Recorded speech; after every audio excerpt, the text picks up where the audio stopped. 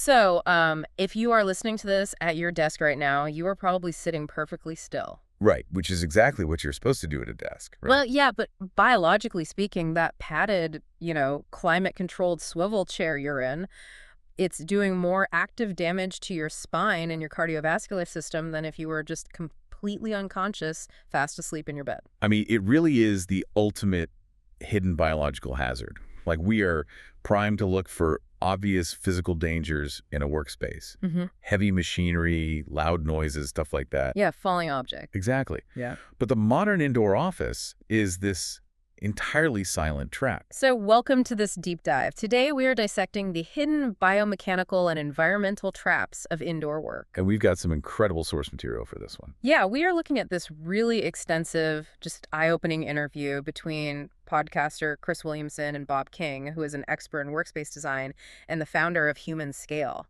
Right.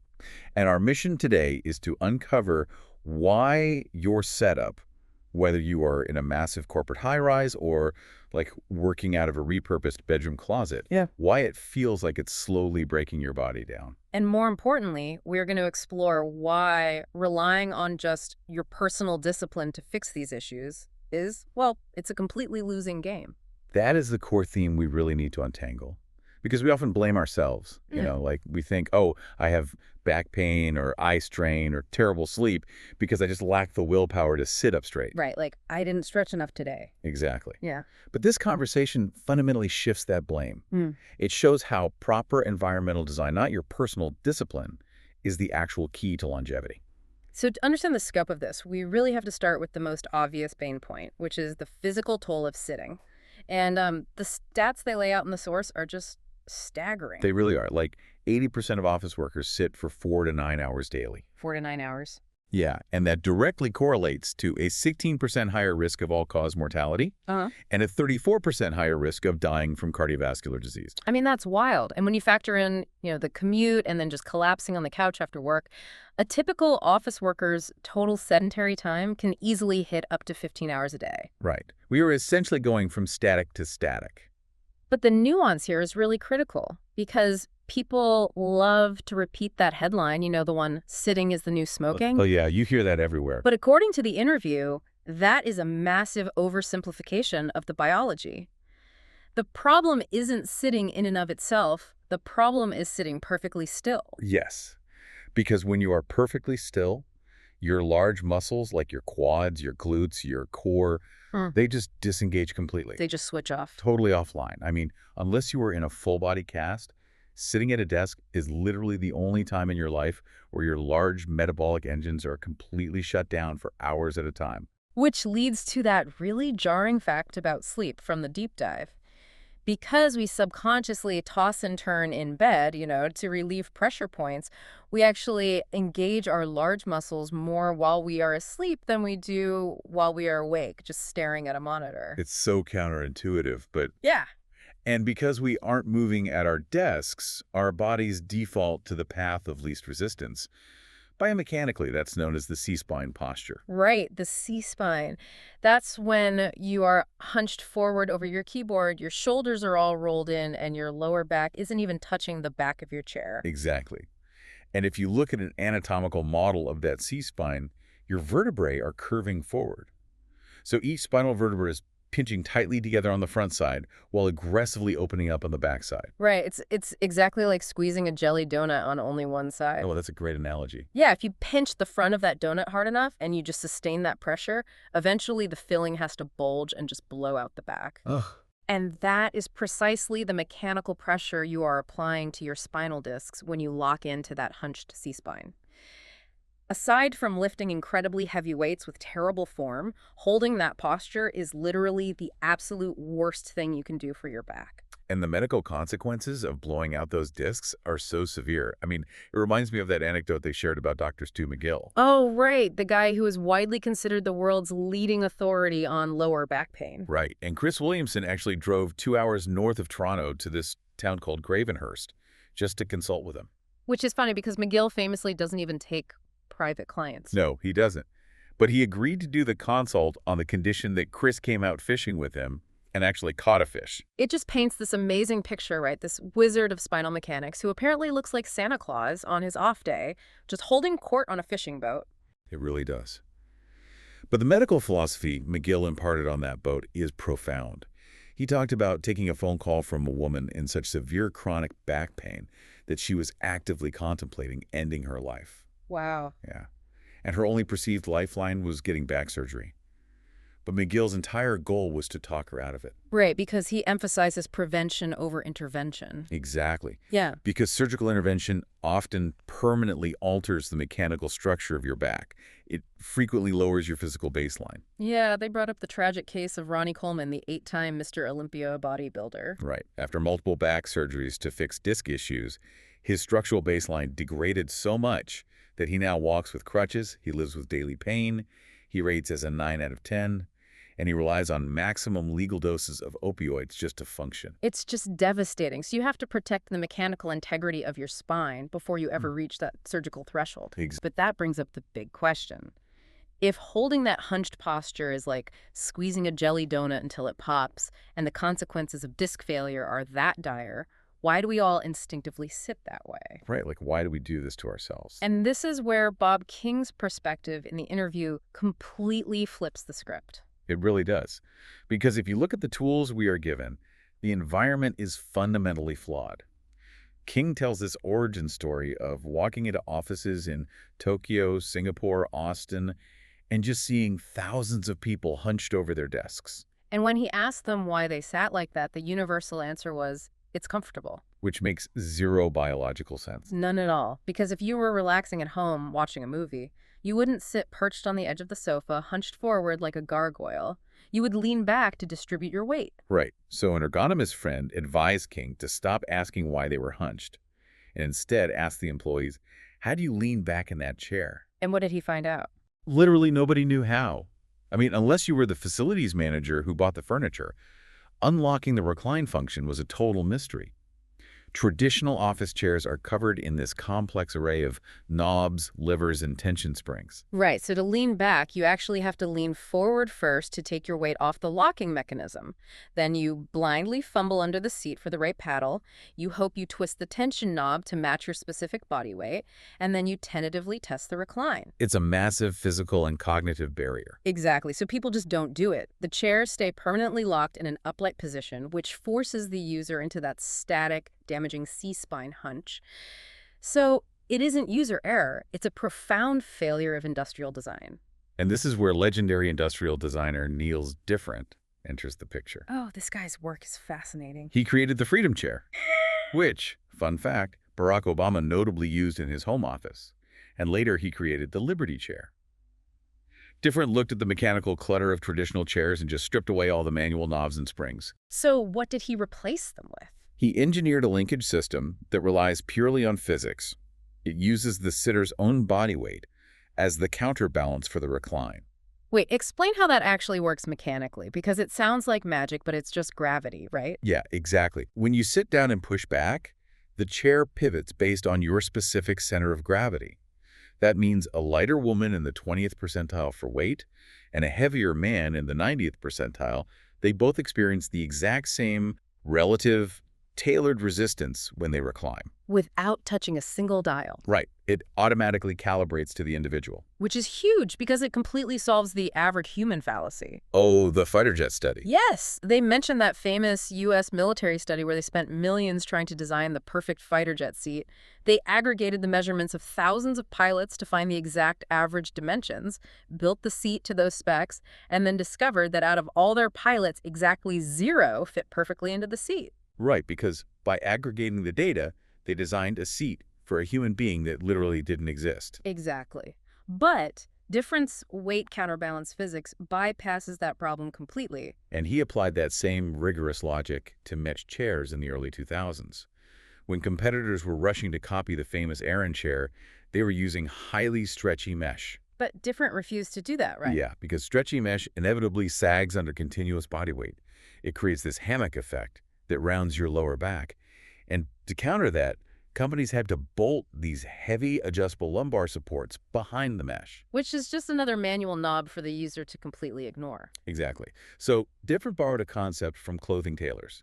Instead of one stretchy net, he used three distinct panels of non-stretch, highly flexible mesh. Oh, I see. Yeah, just like a tailor uses multiple panels of fabric to build a jacket that fits the contours of a body, Difford's panels naturally map to the hills and valleys of the human spine. It gives perfect lumbar support without any underlying plastic hardware. Okay, but wait, let me play devil's advocate here and challenge the underlying premise. Go for it. If comfort and perfect tailored support are the real enemies because they trick us into remaining completely still, shouldn't we all just be sitting on terrible, hard wooden stools? I mean, it's a logical thought. Right. Wouldn't the sheer discomfort force us to constantly squirm, shift our weight, and actually keep our cardiovascular system engaged? It's a very logical leap. But here's the biological trade-off they discuss. While a hard stool will absolutely force you to move, you will likely be squirming into highly awkward, damaging postures just to find temporary relief from the pain. Ah, so you're trading one problem for another. Exactly. You are essentially trading cardiovascular stagnation for rapid musculoskeletal injury. That makes sense. Right. The ultimate goal of good ergonomic design isn't forced discomfort, it's frictionless movement. You want the environment to support your spine perfectly while allowing you to shift postures naturally, safely, and constantly without requiring any conscious thought. So Neil's Different proves we can design a chair that allows your spine to move frictionlessly. But even if you have that perfect chair, you are still fighting gravity. And that brings up the next trap people fall into. Assuming that if sitting is bad, standing all day must be the cure. Oh, the sit-stand desk craze. Yeah. Let's talk about that. Well, the biomechanical data is incredibly clear here. Standing completely still all day is just as detrimental as sitting completely still. Wait, really? Yes, because your vascular system relies on movement. Veins have these one-way valves to push blood back up to your heart, but they don't have their own muscles to pump that blood. So how does the blood get back up? They rely on the contraction of surrounding skeletal muscle, specifically your calves, to physically squeeze the veins. When you stand statically, you remove that pumping action. Gravity takes over, and blood and fluids pool dangerously in your lower legs. And beyond the vascular strain, managing a sit-stand desk requires constant cognitive effort. In the interview, Bob King recounted visiting this massive financial trading floor in London. Right, they open plan office. Yeah, 1,200 seats, and every single employee had an expensive, motorized, height-adjustable desk. He and the head of workplace design stood on a balcony, looked out over the floor, and counted exactly how many people were actively standing. And out of 1,200 people it was. 5. 5 people. I mean, it is the ultimate proof that if a healthy behavior requires constant active willpower to initiate, the vast majority of people simply will not do it. No, we are already dealing with an immense cognitive load just doing our jobs. We don't have the mental bandwidth to constantly micromanage our posture. That cognitive overload extends to our eyes, too. The statistics on global myopia like nearsightedness are terrifying. Projections indicate that 40 to 50% of the global population will be myopic by 2050. That is half the planet. Yeah. And they cite this massive meta-analysis of over 335,000 people, which found that every single hour of daily screen time increases your odds of myopia by 21%. Wow. And if you hit 4 more hours a day, your risk nearly doubles. Your eyeball literally elongates, or the lens gets stuck focusing up close for too long. So what's the fix? Well, ophthalmologists recommend the 20-20-20 rule. Every 20 minutes, you're supposed to look at an object 20 feet away for a full 20 seconds just to relax the ciliary muscles in your eyes. But think about the sheer absurdity of trying to maintain a biologically aligned workday using these methods. It's impossible. Right. You are trying to do deep, focused intellectual work.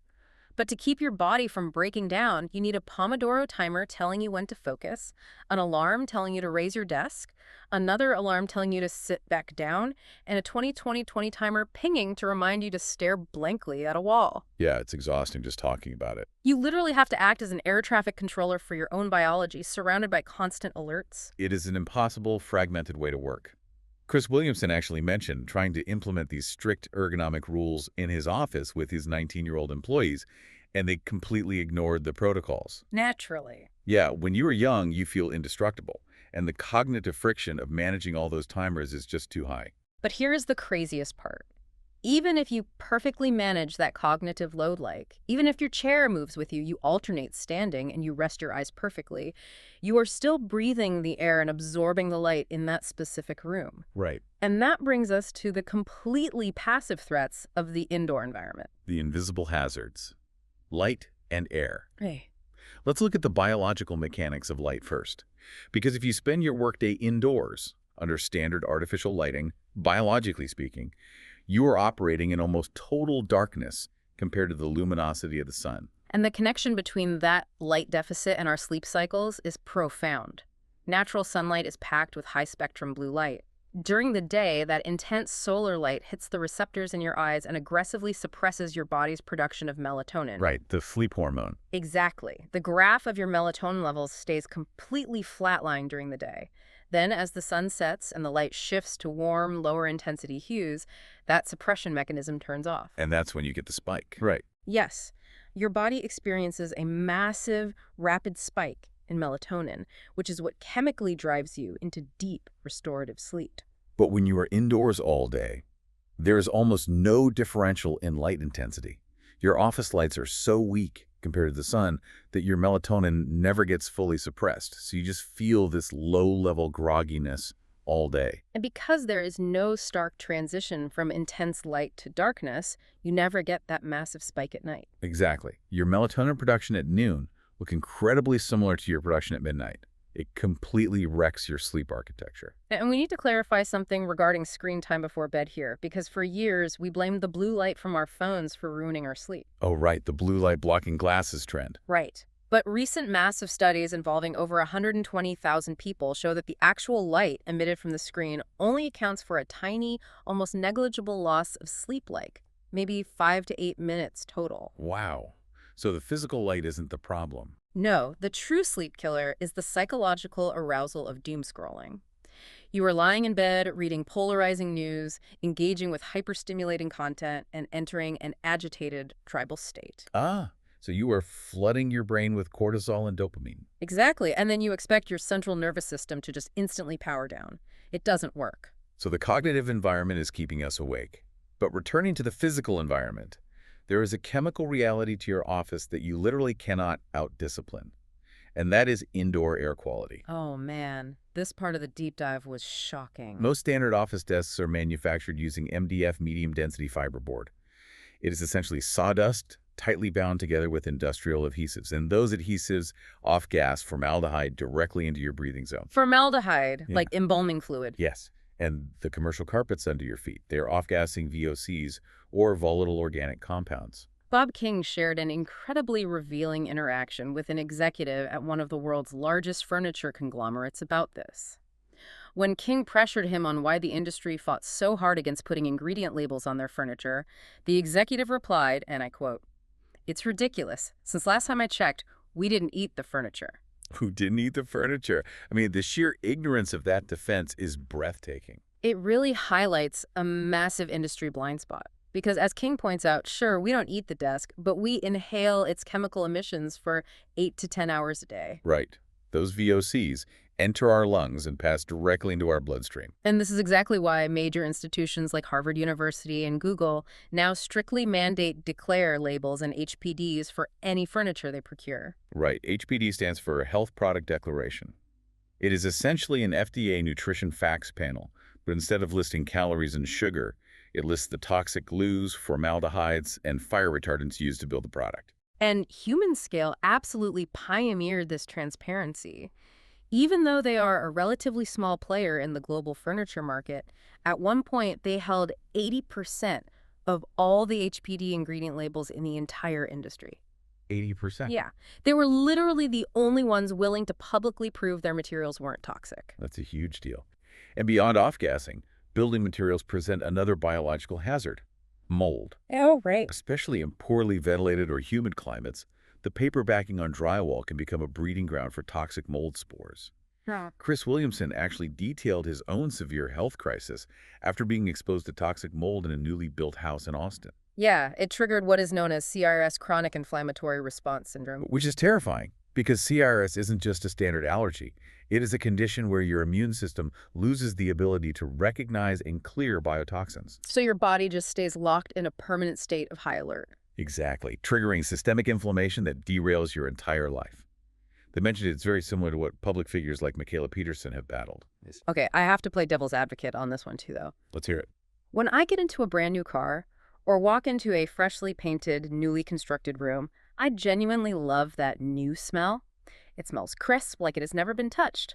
Are we sure we aren't just fear-mongering a little bit over standard manufacturing scents? Well, I hate to be the one to break it to you, but that scent you are registering as clean and crisp is quite literally a dense, invisible cloud of VOC carcinogens filling your lungs. Yikes. Yeah, it is chemical off-gassing at its absolute peak.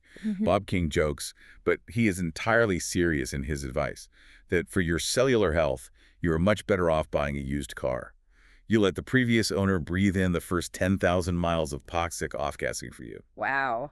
We owe a massive debt of gratitude to previous car owners I everywhere. really do. So let's synthesize everything we've unpacked today. The modern office is a fundamentally artificial environment, and we are constantly trying to mitigate the damage it causes with artificial willpower. Right. But relying on cognitive discipline to override bad physical design always fails. Exactly. So if you are listening to this, you have to audit your environment. Don't rely on discipline to remember to stretch. Invest in a chair that uses physical gravity to move with you frictionlessly. And don't rely on melatonin gummies to fix your sleep. Get outside and get high-spectrum sunlight in your eyes during the day to properly anchor your biological clock. And definitely demand transparency about the chemicals in your workspace. Look for those HPD and declare labels. The goal is to design your space so that the healthiest physical choice is also the effortless default choice. Absolutely. But as we wrap up this deep dive, we want to leave you with a final provocative thought to mull over, something that builds on this whole collision between our biology and our workspace. Yeah, think about this. If our current physical indoor environments, with their static chairs, flat artificial lighting, and off-gassing materials, are already this radically mismatched with our ancient biological needs. What happens next? Exactly. What happens to our physiological baseline as we rapidly transition into the era of spatial computing and VR headsets? If a poorly designed chair and a lack of sunlight can wreck our spinal discs, elongate our eyeballs, and destroy our sleep architecture, what will happen when our primary workspace isn't even a physical room anymore, but an entirely synthetic digital world strapped directly to our faces? It really is the ultimate evolution of the silent hazard. We are conditioned to look for falling steel beams when we think of workplace danger. But the real danger is silent, it is remarkably comfortable, and it is slowly convincing you to sit perfectly still. So audit your space, get some natural sunlight, and for the sake of your spine, keep moving. We'll catch you on the next deep dive.